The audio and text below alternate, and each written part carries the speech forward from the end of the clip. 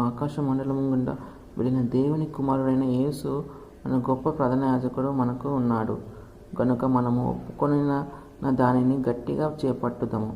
మన ప్రధాన యాజకుడు మన బలహీనతల యందు మనతో సహానుభావము లేనివాడు కాడు గాని సమస్త విషయంలో మన వలెను శోధింపబడినను ఆయన పాపము లేనివాడుగా ఉండెను గనుక మనము కనికరింపబడి సమయోచితమైన సహాయము కొరకు కృప పొందినట్లు ధైర్యంతో కృపాసనములకు చేరుదాము. ఈ అధ్యాయంలో దావీదు భక్తుడు దేవుడిని దగ్గర సహాయం అడుగుతున్నాడు. దేవుడిని నాకు జవాబు ఉత్తరం ఇవ్వమని అడుగుతున్నాడు. అలాగే దేవుడి నుంచి విడుదల పొందుకుంటున్నాడు. అందుకు దేవుడికి కృతజ్ఞతగా స్తుతులు చెల్లిస్తున్నాడు. నేను నిన్నే నమ్మిన్నాను, నేను నిన్నే ఈ కృప కోసం నేను వేచి ఉన్నానని అంటున్నాడు.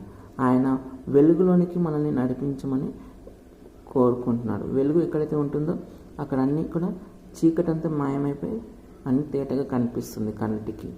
కాబట్టి నాకు వెలుగుని ఇమ్మని వేడుకుంటున్నాడు దావీదు భక్తుడు ఈ అధ్యాయంలో 13వ అధ్యాయంలో.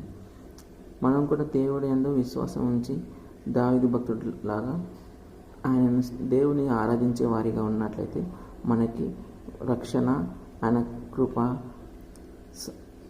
కృప యొద్దకు ధైర్యంతో వచ్చినప్పుడు మనకు కూడా ఆయన కనికరం ప్రతి మానవుడికి ఆయన అనుగ్రహించాడు. ఇది ఉచితమైన కృప. ఎటువంటి వెల చెల్లించాల్సిన అవసరం లేదు.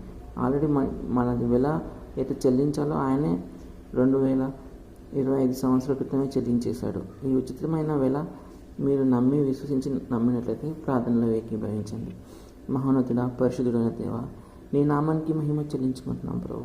తండ్రైనా మేము పొందాల్సిన శిక్షను మీరు అనుభవించి తండ్రైనా మాకు వెలుగునిచ్చిన తండ్రి, మా కంటికి వెలుగై ఉన్నవాడా, నీ నామానికి మహిమ చెల్లించుకుంటున్నాం.